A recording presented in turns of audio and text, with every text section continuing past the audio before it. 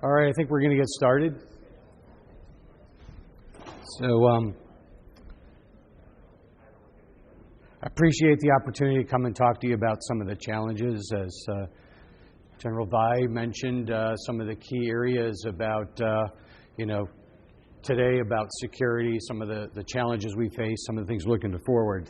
So I'm going to apologize right up front. I had a presentation that I tried to mix some things together, and for some reason today it's not there. I'm not sure it left, so I'm going to need backup presentation. So I'm probably going to interject some points that I had slides for, but I don't have them yet. So my name is Patrick Sack. I've been with Oracle about 29 years and focused on information security. In that space, I work in an organization called Oracle National Security Group. And Oracle National Security Group is pretty unique at the company because we report directly to the chief corporate architect of the company, who reports to Larry Ellison. This gives us ability to really look at forward in terms of current capabilities and future capabilities, and have insight to where the company's going, what commercial companies are looking for, and how do we bring requirements of the mission to the company and leverage our R&D budget. And I don't know if most people probably think about Oracle as a database company, right?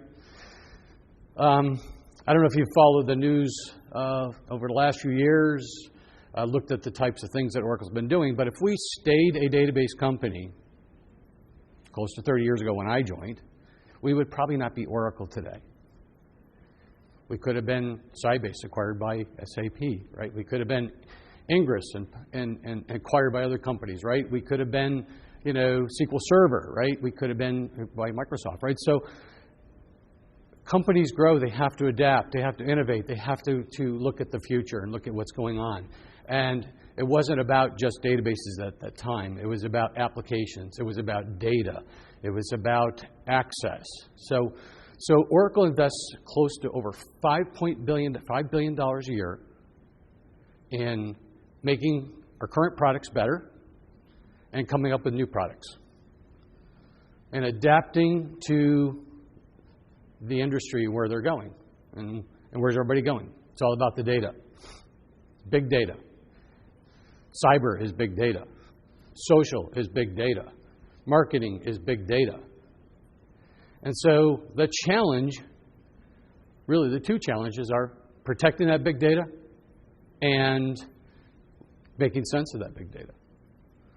So our goal is to do those two things, because what people want is your data. Data becomes intelligence. Data is what we use to make actionable decisions.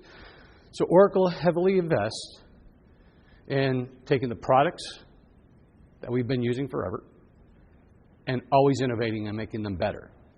Invest in the future, which is data, and making that intelligent and make sense. And then, of course, looking at the gaps in technology to simplify the use of the technology for customers, so IT becomes part of the mission, not an expense. So IT and mission need to come together. And we're trying to do a lot of the work to bring that together, to make it simple to use, simple to get intelligence out of. So I had some slides that kind of back that up. Hopefully the voice track gives you some insights, but I'd be willing to take some questions and talk through that. But my job as the CTO of National Security Group, which has a voice at the table among every industry, is to understand what your requirements are today and the future. I like to know what we don't do so we can make sure we do what you need. And influence that $5 billion to do what you need to. And make it enterprise. Our goal is to be enterprise. Probably one fact you probably don't know. Oracle is one of the largest open source software providers in the world. You ever heard of Java? MySQL?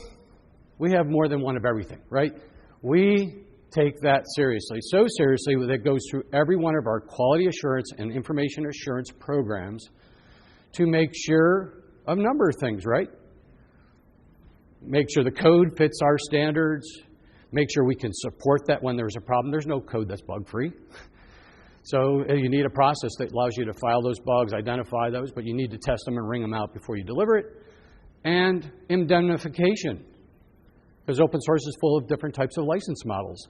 And, we do full indemnification of all of our software that we distribute to you. So you're always protected from a liability perspective as well as a software perspective. So we invest heavily in making sure that the technology you're using to drive your mission is useful, protected, patched, modernized, and limited from a liability perspective as well.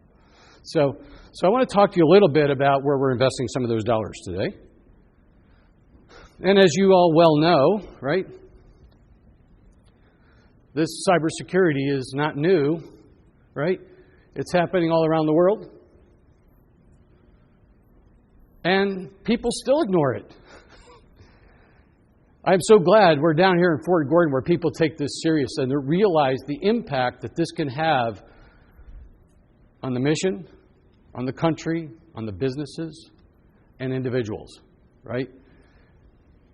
The types of attack vectors. If we don't understand what is possible they can do to us, and we don't understand how to defend against that, right, then we will lose our freedoms. We would be insecure. We would be held hostage by information. There's already a black market for people being, hired to go build vulnerabilities and never expose those. We spend a lot of time with researchers, the research community in this world. And in the research community around cyber, it gives you 6 months, if they find something, to fix it. Or they're going to go public.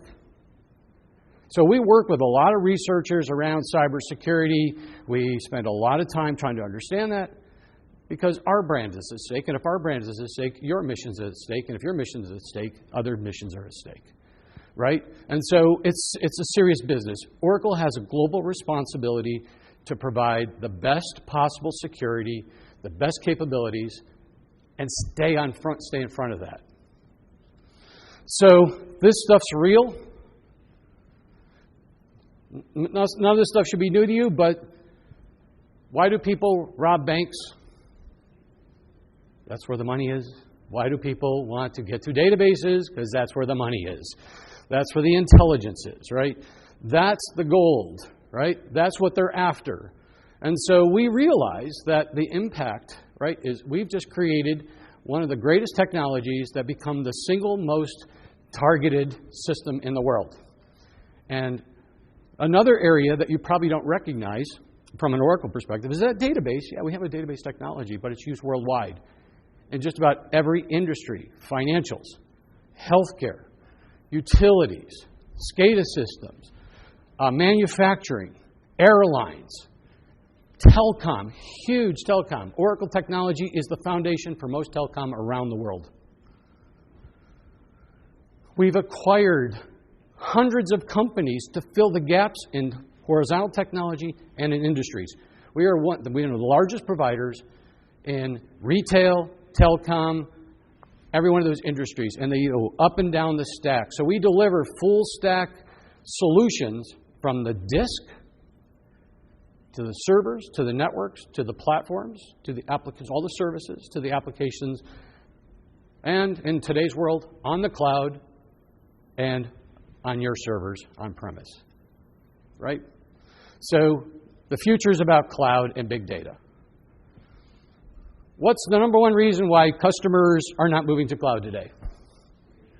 Right. What's the number one reason they will move to cloud tomorrow? Security. And why is that? Because cloud providers have a responsibility to stay in front of all the cybersecurity challenges, much like you all are doing here in Fort Gordon. A cloud is a business.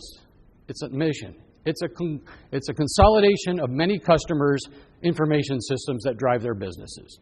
The boundaries are within the data center and across data centers and across regions. Data cannot be stored in certain regions. You have to have data centers around the world to meet compliance. We have to be able to allow people to distribute their data around the world so where it's stored meets the compliance, where it's access is allowable. Many global companies cannot put all their data in one data center. So we're dealing with many dimensions worldwide, crossing many boundaries from compliance to networks to data centers to information systems. That's a challenge that needs to be. And while we're doing that, we're getting attacked in every one of those regions. Right? It's so great today, right? The adversaries can swipe a credit card on a U.S. cloud and attack us from our own land. And there's not much we can do about it. They're not launching from over the seas. They're launching from inside. So cloud is a tool, is an easy way for attackers to leverage technology. So we go to cloud providers and go, so your cloud provider, how do you know you're not being used to launch an attack? We have to monitor our systems to see whether the systems are being used for mission. What's the difference in a spike, it's Christmas time, or an attack time? Can you distinguish those behaviors? So we have to understand when those peaks and valleys are. What's normal behavior? What's not? When does it look suspicious? When doesn't it? How do I protect my customers? How do I protect my infrastructure? So it's incumbent on us. And this is what I think the greatest advantage of cloud is not because you don't have to install a server anymore. You don't have to buy that stuff. You can just go rent it, right? You no longer own the servers. It's because it's forcing security to be dealt with at a global scale. And that's a responsibility cloud providers have to its customers around the world. And when we start to look at these things, so we have these security summits. We do them almost twice a year, where we bring cyber professionals in from the world and talk about what are you seeing out there? What do we need to protect against? Browser-based attacks, network attacks, application attacks, database attacks, storage attacks, firmware attacks. Because we do provide hardware that has firmware in it, that has to be tested and validated, that boots up, hopefully securely boots, with a secure execution model, that has some level of attestation to ensure that something else didn't fire up at that time, right? That is now going to access your storage, bring data into memory, and start opening network ports and start sharing stuff only with the places it needs to. So we are very conscious about that, and we can't wait. We have to be on top of this stuff. So many of the things that you're trying to do is aligned very well with what industry is trying to do and the capacity of cybersecurity and protecting infrastructure, and looking at big data to understand what cybersecurity attackers are doing to you and how to remediate that. So I think there's a lot of parallels in that. So I mean, none of these should be unfamiliar to you. We did look at, what are the recent compromises, right? It's always a good idea to go look at an assessment, see what happened. What can we do better to prevent those? And it really came down to three things that you need to worry about. Trust the infrastructure, trust the information, and trust the people. There's three things, right? The hardest one is trusting people, right? We get in compliance trouble because people looked at data, right? So we have to have machines look at data. We have to understand it. So if we can keep data away from people and give them actual intelligence, then I think we can do a lot more with data and not cross so many laws. But then we have to make sure we can trust the infrastructure. Trusting infrastructure, we have to do that. But at the end of the day, we want to make decisions on trustworthy, reliable data with integrity, that if the data was tampered with, what happens to the trust of anybody about the information systems? I don't know if I trust that answer. Is that right? It just disrupts everything and slows down. So data integrity and reliable answers and accuracy is probably the number one thing that we need to ensure is in place. So there's plenty of examples of each of these, right? Hackers published the personal information of 20,000 FBI agents. We're all been affected by OPM. And by the way, that's an interesting thing. Our team was involved with the OPM. Oracle had 4 databases compromised by OPM, right? There was 4 databases. Unnecessarily compromised.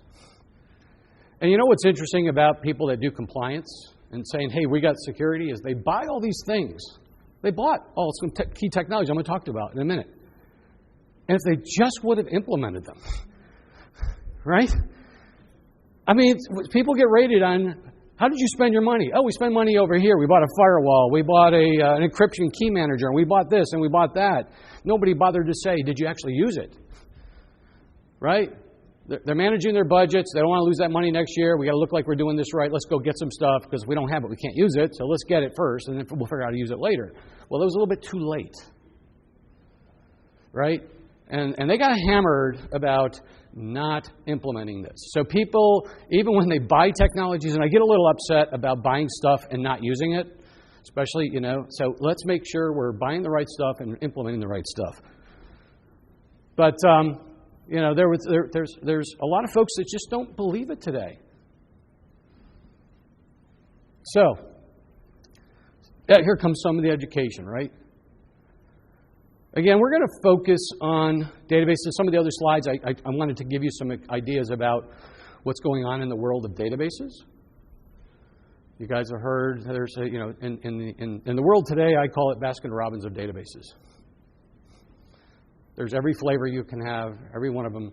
Some of them taste good, right? Some you can put together and they can, Neapolitan. You can have them all mixed together, right? And they do a bunch of things. But the future of databases is called polyglot persistence. There's two types of systems. There's a multimodal system that can do multiple things, handle different types. It can handle relational and NoSQL and JSON and XML and graph and analytics types of things, right? And then there's single modal that does one job very well specifically. So the future is polyglot. You're seeing that Oracle provides that, Microsoft is providing that, and eventually you will not know the difference, and we will not separate relational from NoSQL. And by the way, who knows what NoSQL stands for?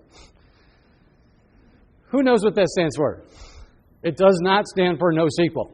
It stands for not only SQL. Right? Everybody thought SQL databases were going away, and then we're going to move to this thing called the NoSQL database, which is excellent for gets and puts, high performance ingest, high performance query, high performance scans, really bad at analytics because it's geared for processing. Right? And first order is processing, second order is analytics, third order is future intelligence. So we need to think through what are the types of tools, what are really the needs of the mission, and we'll use the right tools for the right jobs. And if we can bring those tools together so you don't have to make that decision, you can just use the data for all three orders in one platform, which is what a polyglot persistence model is, what cloud customers want, is what customers want for transactions, business intelligence, the world of IoT, the world of marketing. That's what they want. They want to know, what was he thinking about buying? What did he buy? What should he buy next? And where's he traveling today so I can make sure he has a nice hotel, because he's been traveling for hours and he hasn't stopped to get gas yet and he hasn't eaten, because we can determine that stuff. So we can make his life as comfortable as possible and give him the best deal as possible, right? The targeted marketing is the future. Between IoT, all these sensors, we're going to know more and more and more about entities, what their person, places, or things, their behaviors, and their propensity to do things. Sounds like an Intel mission to me. So I think the convergence of where the technology is going and the convergence of what the mission's going are really aligning well for the future. So, threat actors and targets. There's this database that might have some interesting data in it, right?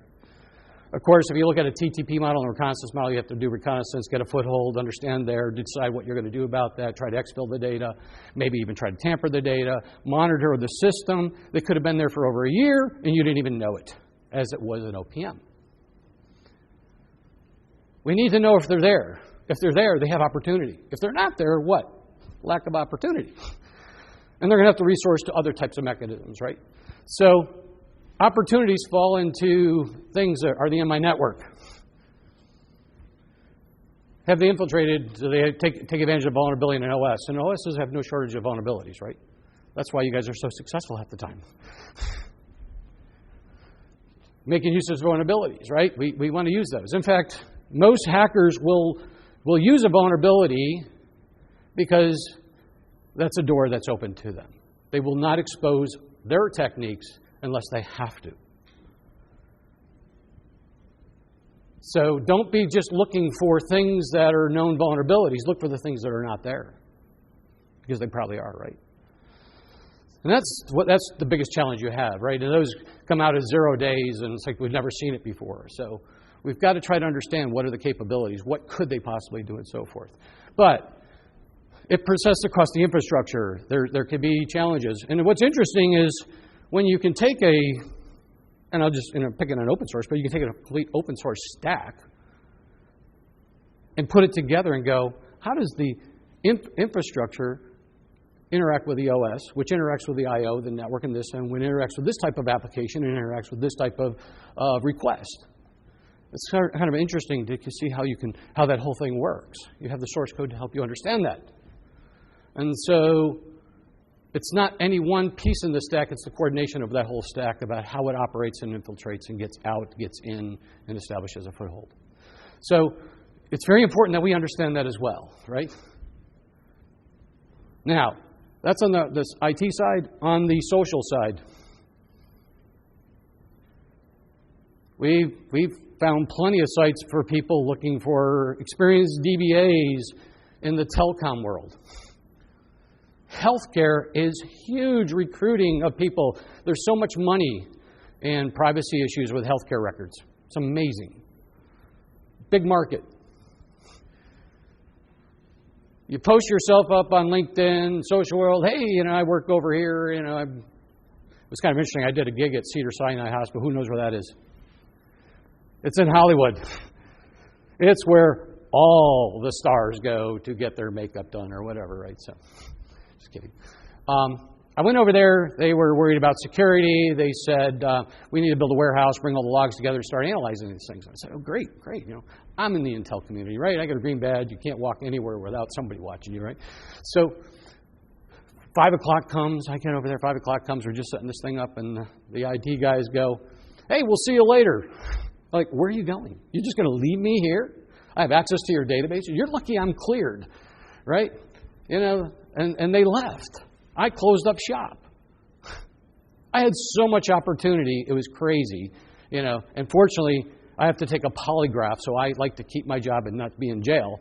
So, it was fortunate. But it was crazy how those types of things were just taken for granted. And that led to some interesting things about, really understanding, the importance of these systems and how we can detect those things. But social engineering is happening all over the place. They're looking for people who have access, which gives them opportunity to do things, right? We know this is, and there's so many things people give up. If you ever go to a SANS hacking class, the number one way they get into a system is through social engineering. People give up lots of information. So, now let's take some risk multipliers. So we got this interesting database. It might have some financial data, it might have healthcare data in it, it might have government data, intel data, secrets.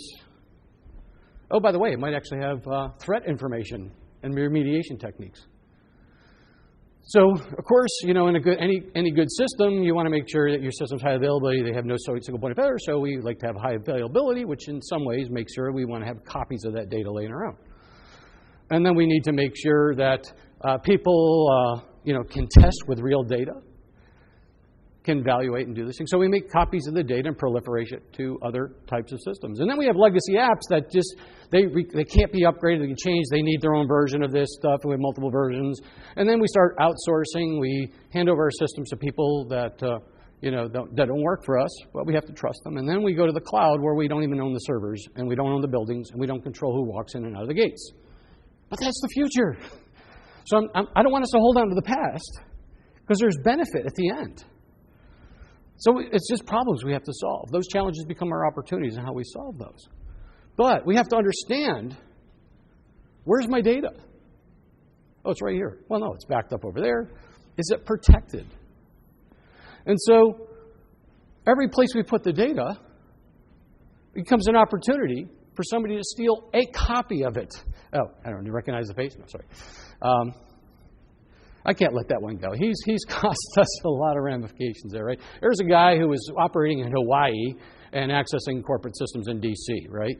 And so, what's wrong with that picture? How come we couldn't detect that? You didn't walk in those guards and gates over there, right? We take a lot of things for granted. So, anyway, so it really is about getting the data some way, right? So here's what we found in commercial and in many other places. Security investments are not aligned with perceived risks. What are they trying to get to? A database. The number one risk is about the data, right? They don't want to steal your phone because they want a phone. They want to steal your phone because they want your contacts, right? They don't want to steal your phone because, again, they couldn't afford another one. They want the information you've stored on that phone, other than your contacts, some of your preferences, the types of applications you use, the things you buy. Just the set of applications tells me a lot about you, right?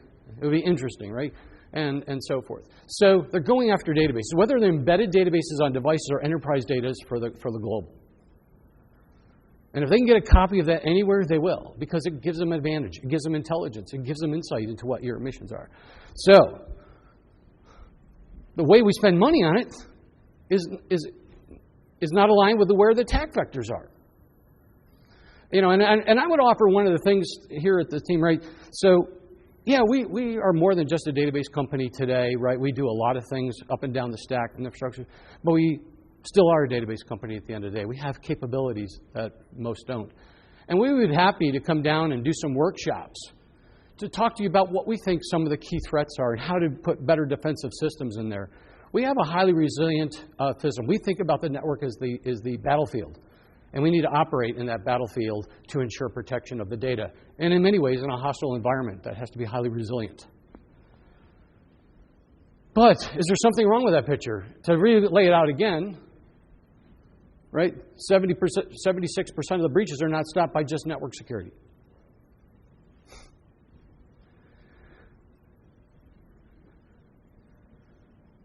And just, another point, and this was done by our CEO, Mark Hurd, who really is passionate about this and is driving a lot of effort. 50% of R&D at Oracle goes into cloud.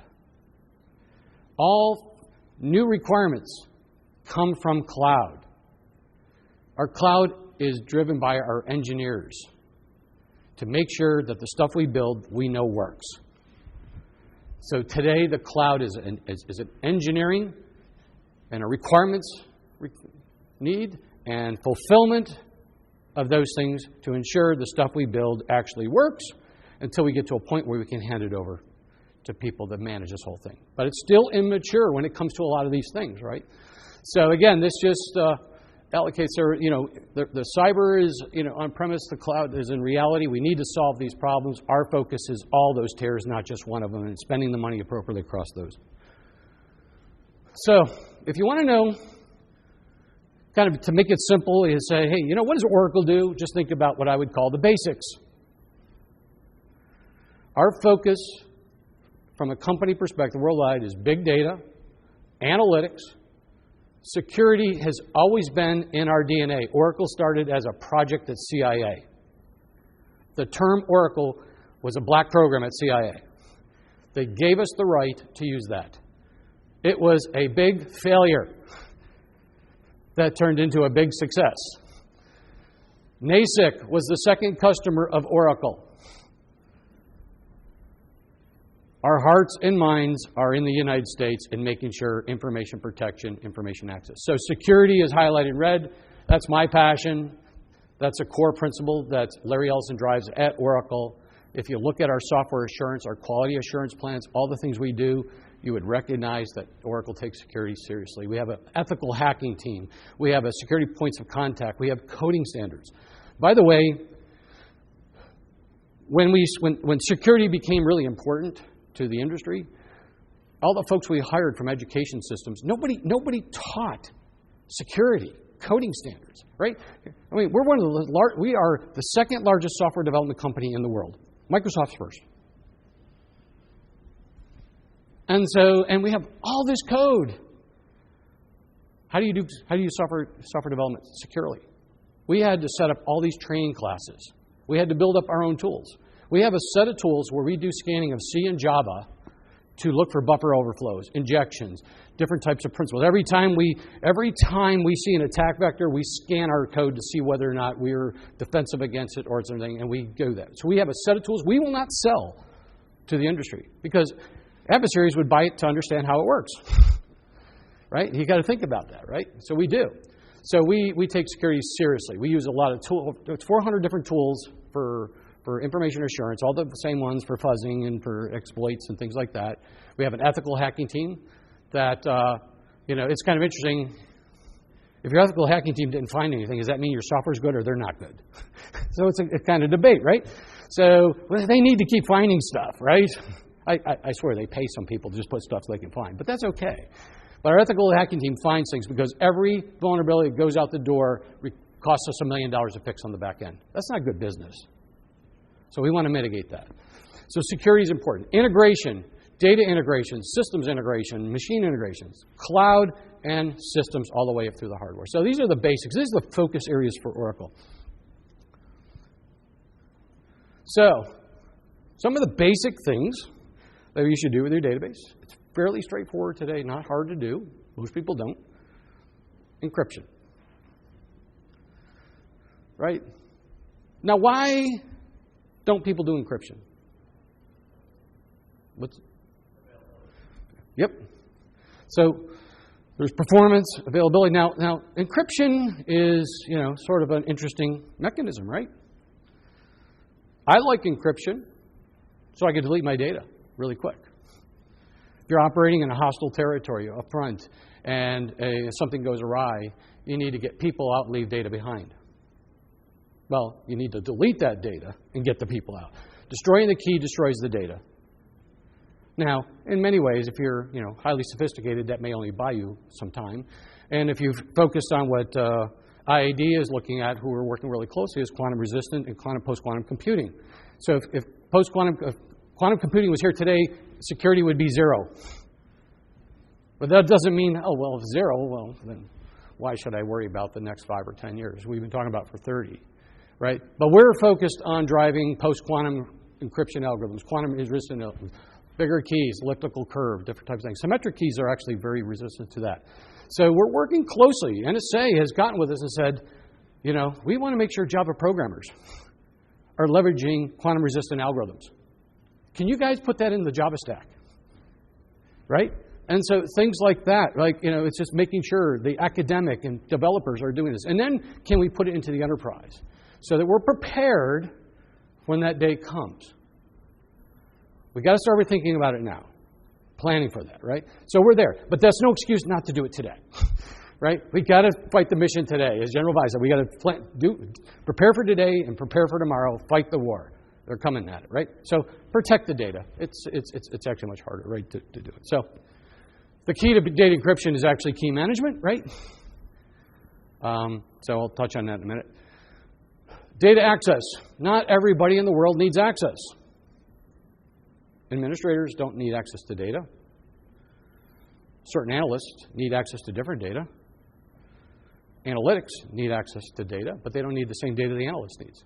If you're looking at activity-based intelligence and trends and patterns in the world, you don't actually need privacy information. So, for example, if somebody wants to look at an epidemic in healthcare, they don't care who the actual patient is.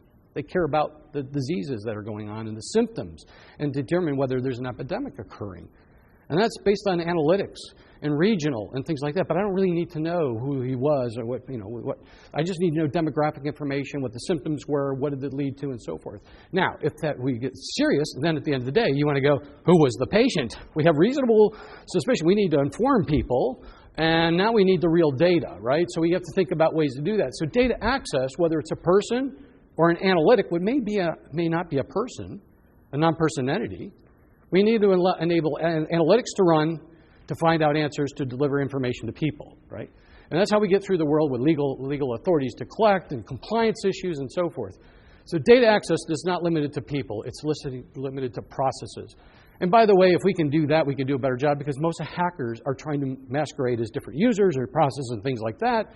And if we can add a high level of factored authentication, multi-channel. It makes it very difficult to penetrate and make that, basically disrupt that process as well. So one of the big things in healthcare, financials, and in the community here in the government is privileged user controls. Being able to make it easy to keep some of these privileged users who have opportunity to change your system, change your config, pull your data out, change your data, which could be the worst possible thing. How can we block them? How can we control them? And one of the things we looked at Oracle was privileged users is an account, not necessarily a person. Right? Root is a privileged user. And people just got mad. They really got upset like we didn't trust them. It's not you that we don't trust. Just don't use that account. Set yourself up an account that has the right permissions, gives you what you need to do. But hackers are using those sys accounts. Privilege escalation. They're getting in. If they could own the system, they would be that account.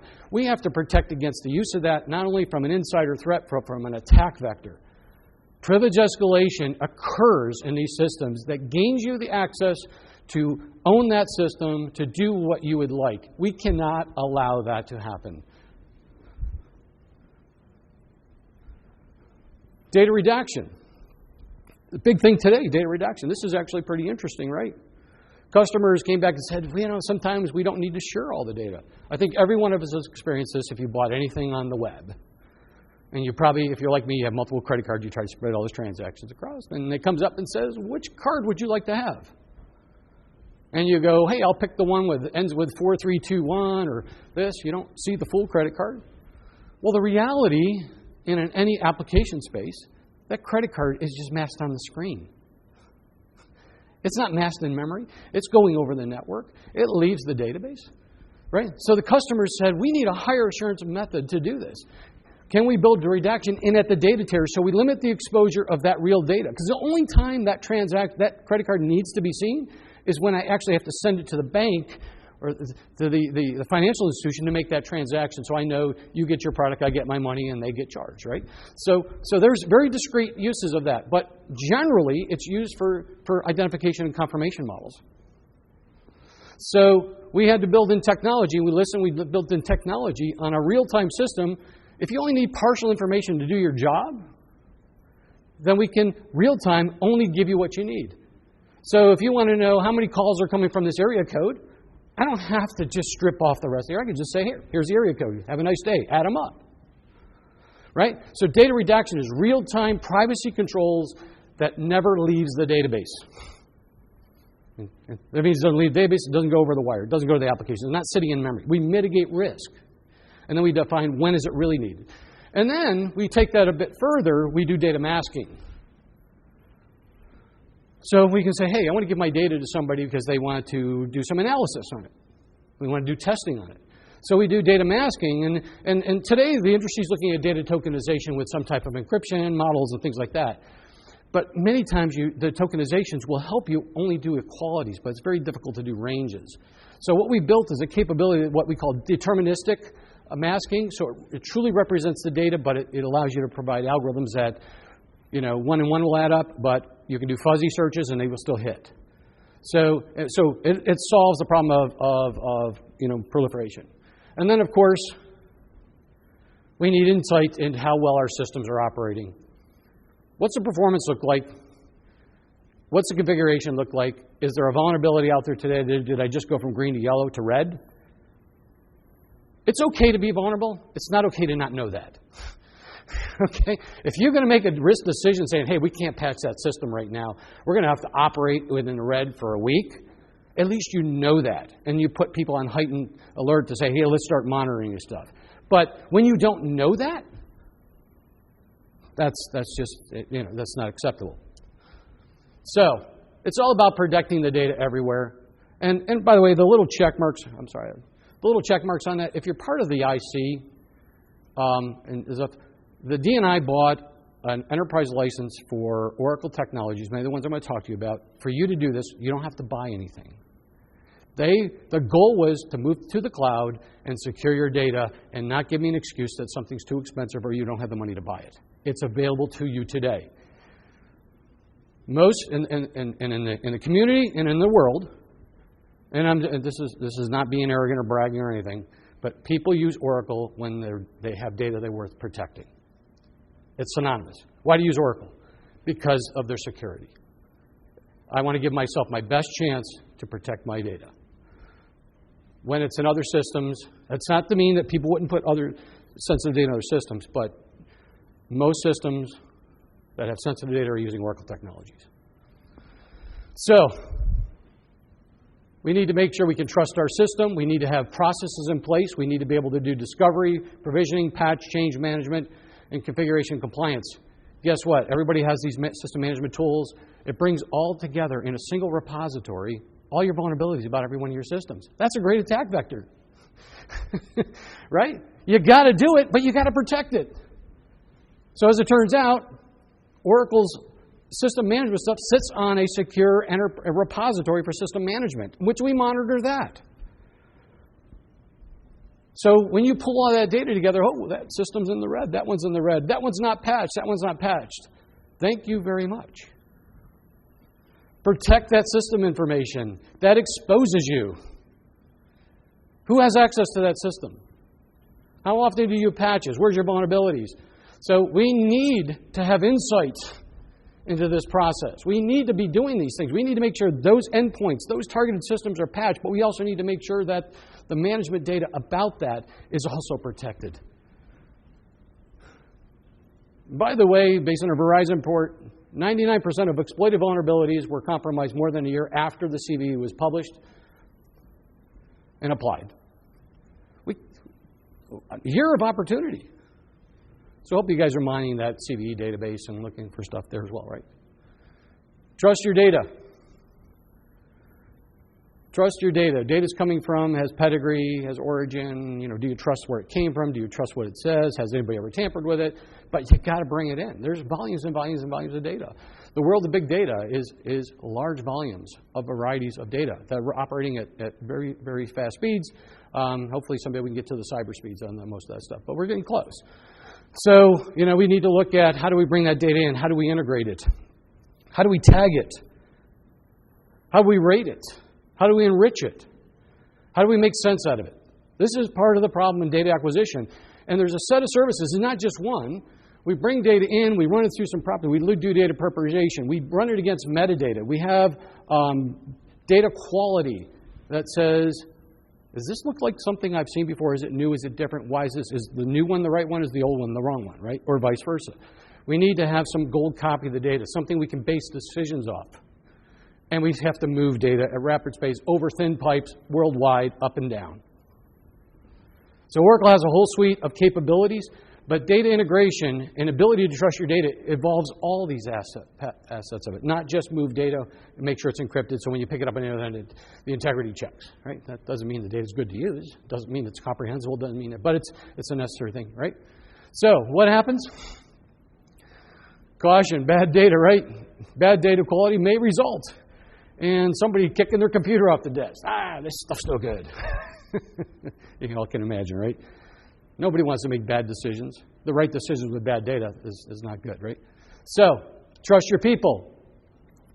Whether it's highly sensitive data, privacy data, we need to be able to tag it. We need to be able to tag it. We need to be able to label it based on its sensitivity. We need to be able to change those labels. We need to be able to go at the table level, row level, column level, cell level, document level, paragraph level. You know, we want to be able to expose information that's meaningful, but we don't want to overexpose it. So the idea is tag your data, tag your users, enable access to those. Limit the access. So the most you could lose is what that process or that user could have gotten. The goal is to share information in community engines and make actionable intelligence and start making decisions forward, backward, and upward. Protect your data. Right now, the direction in data protection is you must encrypt your data. Most clouds, you'll hear it, the community cloud C2S, the CIA has stated all data going to the cloud must be encrypted all the time. In Oracle's public cloud, encryption is not an option, it's always on. Great, where's the keys? In today's world, the CIA has asked us to not put our key manager into the cloud. put the keys outside the cloud, your data's in the cloud. In fact, there's two things they want to do. Manage the keys outside the cloud and monitor the access outside the cloud. They don't want to be in the cloud.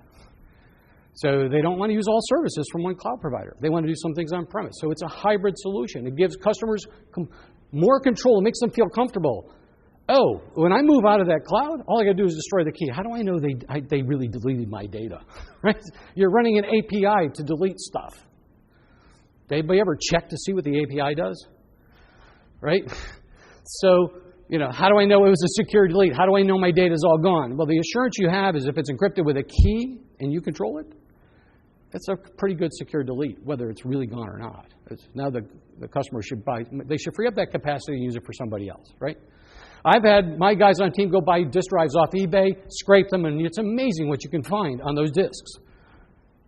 I mean, Amazon, eBay, right? People are selling disks. Like, oh, wow. And we've just scraped those disks, and we get a lot of IP. It's amazing. So it's real, man. Protect that data. Where do those disks go when you're done, right? So it's all about really monitoring against the behavior. If you shut down the key, the system's not available. Now, encryption is good and bad. It helps you protect your data, make sure your data is available, make sure you can delete it when you want. The adversaries will go after your key. Instead of going after the data, if a denial of service attack, they'll go after your key because your key's gone, your data's gone. You can't run your mission. You're crippled. So, make sure your key servers are highly protected. Make sure those are resilient. Make sure those are backed up. Make sure you have copies of this data. Make sure you've taken the proper precautions. So it's very, very important that the core of your key management now becomes your critical asset in your enterprise. Share your data.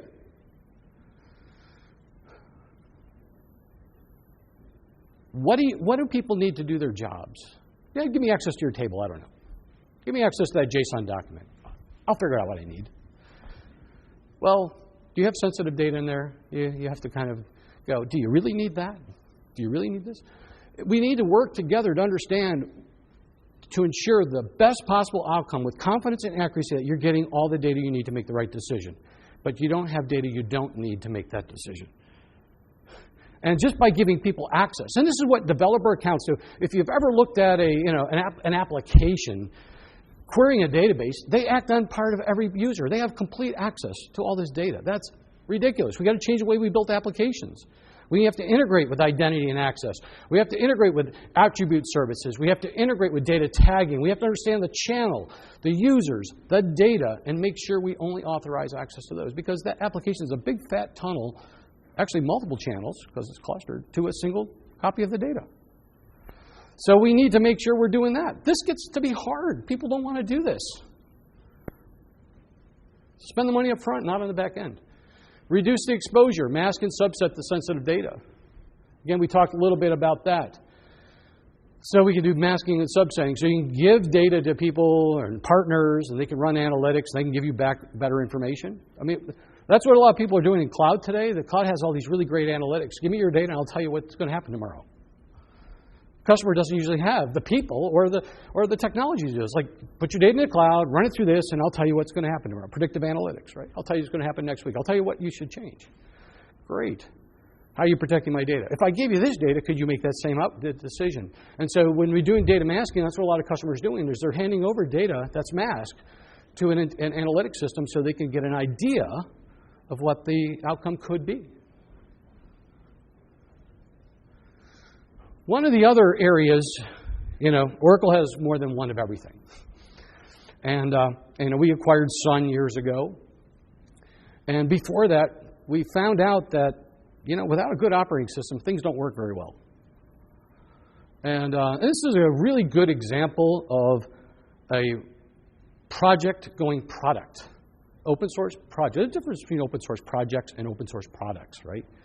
I mean, I don't know if anybody really knows the difference, but typically with an open source product, there's a roadmap, right? There's patching processes, there's upgrading processes, there's license terms, there is, quality assurance, IA assurance, and things like that. And so When we were working with the Linux teams and in the past, Oracle needed an operating system to run on, right? We never owned one, right? And we found out our applications didn't scale. We hired 200 engineers paid by Oracle to work on the Linux project, working with Red Hat and others to turn into a product capability that will scale for clustering, file system, IOs, in-memory types of things, and we still do that today. If we didn't invest in that technology and contribute it back, it would have limited our ability to be successful. But you've got to do it at an enterprise scale. You cannot do it on your own. So the world of open source is tremendous in accelerating capabilities. And when you start to see companies get on board with supporting it, paid developers, roadmaps, you know it's probably going to have a chance. Hadoop is that way today. So we'll talk about that. So Oracle brought in Oracle Linux. We had to make it work. We support it. Since we had all support infrastructure, it's actually, since we had to hire these guys and we need an operating system, our support is actually the cheapest support for Linux around the world. It gives you access to all the patches and everything without having to pay for those. If you want to be able to call somebody and log stuff, you can pay for just the number of systems you want. Pretty easy. Now, what happens when you buy some support? Oracle added something called CasePlace. This was out of MIT. It was a challenge. A cyber challenge actually led to this. How can I patch my kernel without shutting it down? And you know, right? When is most cyber attacks take active? Is when you reboot your machine. That's the secure boot. It starts opening up stuff. If I didn't have to reboot my machine to patch it, then I mitigate the risk of those becoming active. So Oracle bought a company called CasePlace. We added it to our system. It's part of our support agreement. You can patch your Linux systems without ever bringing those down. That's good for security. It's good for cloud. I can patch your system online, real time. Now, Solaris has had that for a long time, but Linux didn't. So Oracle's constantly looking at adding value. How do we mitigate these types of threats? How can we do this? So Oracle CasePlace that comes with our support will give you that ability to do that. Then if we move a little bit further to the right, Oracle Solaris. It's kind of interesting. It was kind of a problem. Customers run their Solaris BarkBoxes of Solaris forever. They never have to reboot them. They're highly reliable. There's like, God, nobody needs to upgrade. This stuff still works. It's kind of interesting. But we did look at how can we make Spark and Solaris even better. I have to tell you, this is a win-win opportunity for you guys, for the customers.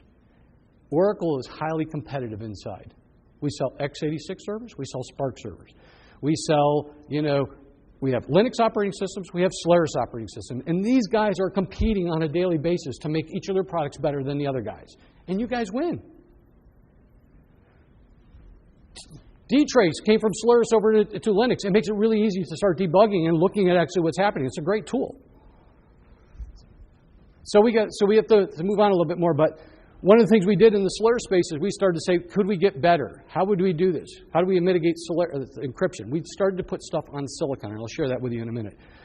But many of the same things that we wanted that are vacant from Linux. So you have to go from Linux to SE Linux if you want to get like role-based security and privileges, immutable zones, and read-only. So you can't tamper with. You can have a read-only root kernel. You cannot tamper with the config. It's a very secure operating system. Unfortunately, the Linux is in the market. So we support both, right? So when we set out, we had to build a new platform that could scale, that could handle all these things. Oracle came out about a year ago with an M7 processor. And here's the interesting things about it. Security on silicon. We do encryption and what we call silicon secured memory, process separation, so it prevents against overreads. We ran all the attack vectors against this. Heartbleed would not have taken effect. Now, there's an overread of a buffer. This would prevent it. It keeps your process space in memory. You cannot do overreads. It blocks against it. It tags memory and so forth. But the most important thing is we've run some tests with encryption on processor, and it has all the cryptos. It's 3 times faster with encryption on any application than is an x86 processor without encryption. So when people say, I don't want to use encryption because it's slow, you need to start looking at these. Now, This is good. It's driving. We work really closely with Intel. Intel's putting capabilities in theirs. We do Spark. We're putting stuff. We cannot rest in this world on one processor, one operating system. It just makes it worth everybody. We cannot have one of anything. We need this type of competition. We need this kind of choice, and we need this type of innovation. The other side of it is, why is this important? I need to get speed out of data. I need to protect it and get speed. I don't care if it's big data, relational data, JSON data, XML data, analytics. There was a breakthrough. We put SQL on the server. It only has 32 accelerators on each processor. It looks like this. 10 billion transistors, 32 accelerator engines for encryption and for offloading. It's an amazing chip. This chip can scan 1.2 billion records a second. Think about the cyber world. How fast are you operating? What's your input? What's the next decision you need to make? How fast do you need to make that? It's encrypted in memory. It's doing 3 times faster encryption, hundreds of times faster decision making, and it gives you reliability and integrity that stuff in memory is protected. This is what we need innovation. This is why government needs to work with commercial industries. Customers want real-time intelligence that they can rely on. 10 billion transistors. Your crypto algorithms you ever want to use for data at rest, encryption, session state, signatures. When you start to put your data in a secure database, on a secure platform, in a secure infrastructure, this is layers of defense. It is very difficult to penetrate that and break that. So it's all about protection from the bottom to the top. I'll give you an example of a challenge we had to take. So we have a cross-domain solution. It was at the UCMO last week. We built this to support the mission. The need for information across all those networks, the latency, the replication was taking way too long. We couldn't make decisions until somebody scanned it and put it out there and made it available.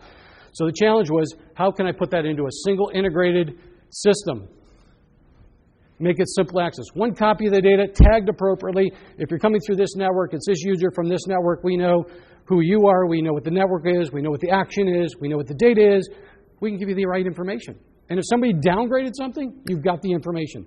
Think about IP addresses that are on the watch list, entities on watch lists, servers, attack vectors in a watch list. Everybody in the world, as soon as we know it, we need to share it with different enterprises, different forces. You guys need that information as we find it so you can start using it across networks. We can't wait till somebody moves it. And if you can do all that together, and you can start providing services across the enterprises, where we can have top secret, coalition channels. We can store data in any format you want. We can start publishing data to those systems. This could be planning data, mission data, sensitivity. This could be threat data. It could be IP data, right? All there, protected. Then we can certainly start changing outcomes. So I'll kind of end with, it's all really about protecting that data, doing some of the basic things, making sure you have system management, make sure you've protected your data, controlled access, and so forth. I will tell you, on the cross-domain solution, we used a cyber defense attack model. We put our ethical hacking team on it. There is no single control that our system relies on. You can break one control, you still can't get in the system. You break one control, you still can't get data you're supposed to. It's a multi-factor, multi-channel, high-assurance model. So we can help you on defense. And the reason why we did that is because we know what the vulnerabilities across the channels are. Hopefully this was interesting to you. I would love to any questions or chat after, anything else we can do and follow up. Was this valuable? Do we think we can help you guys? That's what we're here for, to help. Mark, anything else? Thank you. Okay, great. So we're on day one. I was the last in the chain of communications to understand the change. So appreciate you being Thank here. you so much. Are there questions? Let me, and then I'm trying to start a device I'm not able to make it come on. But anyone have any questions? So I answered all your questions. No questions. Yeah. Absolutely, we can make that happen. Mark will make. They have them on USB there, but we can share those.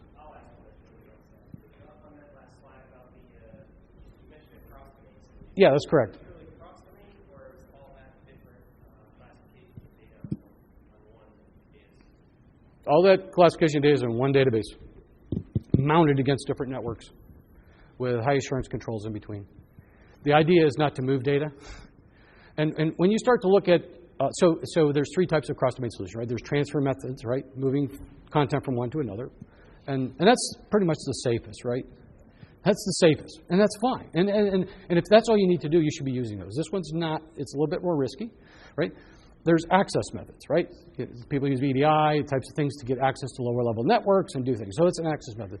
But there's really no good way to bring the data together to combine it with other stuff to get real-time intelligence, which is sort of combining all the sensitivity together and looking at the analytics, bringing it together. So if you connected a dot, so you can run graph algorithms and can say, hey, we just learned this, this, and this. There's a connection between these two networks. One might have been a top secret, one might have been a secret. The guys on the high side see that, the guys on the low side go, there's a connection, but I don't know why. But at least you know there's a connection. So you can enable mission to give insight into activities. So yes, it's a single copy of the database that's mounted, and the beauty of it is it supports standard SQL and REST services. So your application doesn't even need to know anything different. We took, at the infrastructure level, a very serious approach to infrastructure protection, because we know that it could be used as it's crossing boundaries, it could be used for infill or exfil, right? So we know that. And we went into it saying this could happen. So how do we monitor against? How do we mitigate those? We do have our architecture based on once in, never out. We allow you to come in. You're not getting anything out. If you get in, where could you go? We use trusted operating systems for routing. MLS. You could be on the same network, and we label packets, so you have no exposure to other networks. You have no exposure to machines. Now it's all transparent. It's transparent to your application. That was technology 20 years ago that's needed today. But we use InfoSec. We use a number of things, so we're not basing it off one security mechanism. But I would be happy to share with you some of the mechanisms we put in place. By the way, I wanted our system to be more secure than the government did, right? This is actually a pretty interesting story, right? I put on two hats. Here's a customer that has 5 Oracle databases. They have increased capacity because of redundancy across this. They buy more storage. They buy more compute. They buy more databases. They buy more and more and more and more, right? Lower liability, bigger revenue opportunity for a company. Over here, one database. Only the storage you really need, the set of licenses you need, higher liability. Oracle as a company, it's more risky for us to do that than this. But we believe in the mission, and we're willing to take the risk with you to ensure mission availability, right? And that's why we did this, because it doesn't make sense otherwise. Yes, James? Yeah, really quick. There's a lot of UV people think this is great technology, but then everybody here TechTalk uses VR, and that's the only solution that we're going to use. Everything with VR, but this has been put in the intelligence community and everywhere from higher standards. Talk a little bit about the politics of how you got the past to the TechTalk using VR. Well, so James, so the question is I think it's, guards, as I mentioned, there's 3 types of cross-domain solution. There's guards, and there's many of those, right? There's access solutions, and there's these MLS databases. And we just briefed the update at the UCMOS or UCSMO last week on this stuff. And yeah, so there's value. So we want to help you make those decisions. Folks are very reluctant to take risk, and they end up using guards and move everything and replicating, because that's easier on them. They're not buying risk. It's harder, right? It is the simplest thing to do. But is it the right thing to do for the mission? And so really trying to understand what's the right tool for the right job? Where do we need high performance, analytics, latency, information sharing? And as data is changing, rapidly changing, we have rapid decision changes, right? That's by bringing it together and doing those analytics and processing. And write once, read many times. Yes?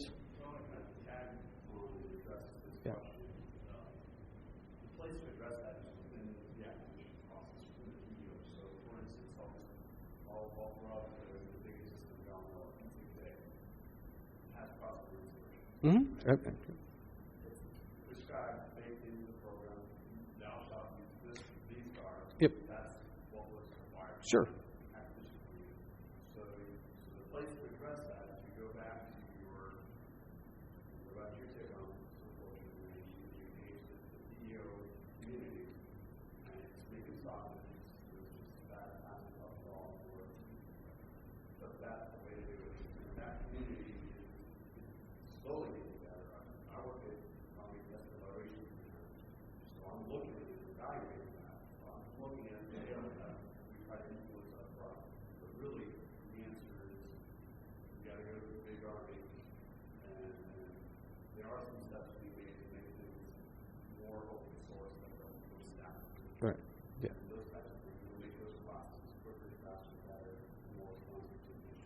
Absolutely, and I think DIA is looking at putting cross-domain service up, cross-domain as a service up, so people don't have to struggle with all those types of things as well. So the cloud changes acquisition strategies as well, right? As a service model does that as well.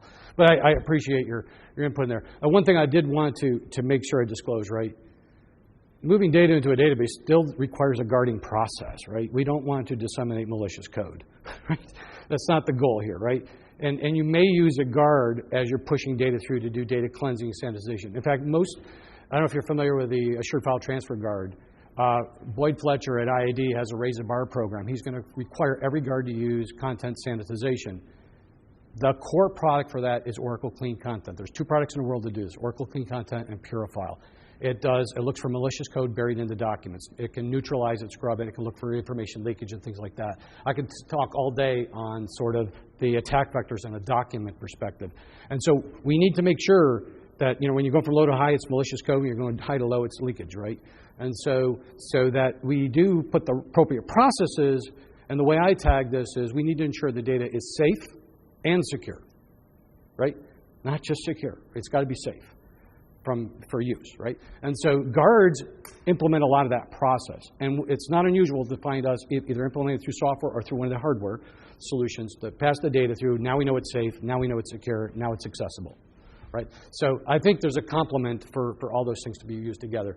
Again, we don't want to put anybody at risk, but we want to make sure that the right solution. And I would be the first one to tell you, use a guard. This is either too expensive or too much risk for what you're trying. You're just trying to move data. Go ahead and do that.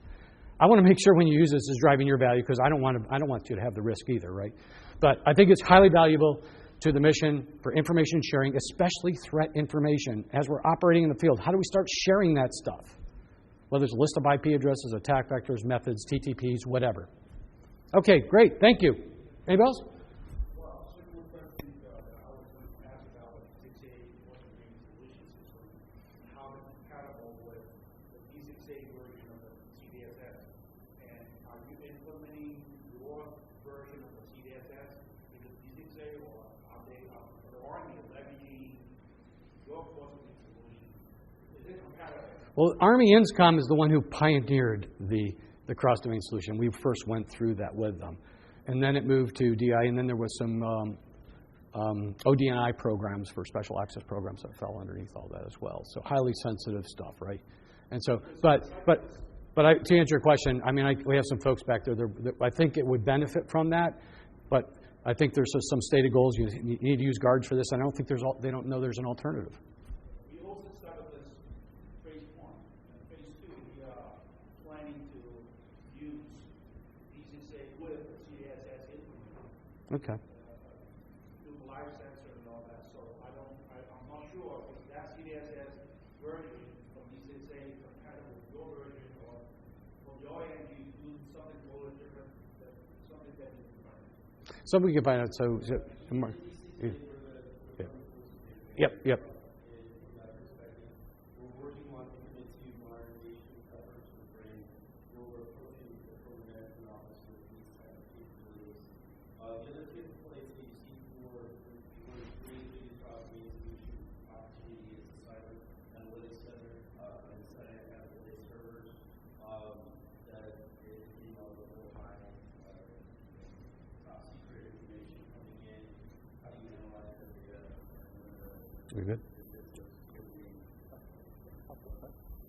Good. Thank you very much. Good comments. And I want to say that Afcea does not provide speaker gifts. Rather, in lieu of that, we make contribution to the Fisher House. Oh, great. So thank you very much. Thank you so much. Appreciate it. Thank you. All right. Thank you. Good session. Thank you, everyone. I'll be around if you need to talk. Thank you so much.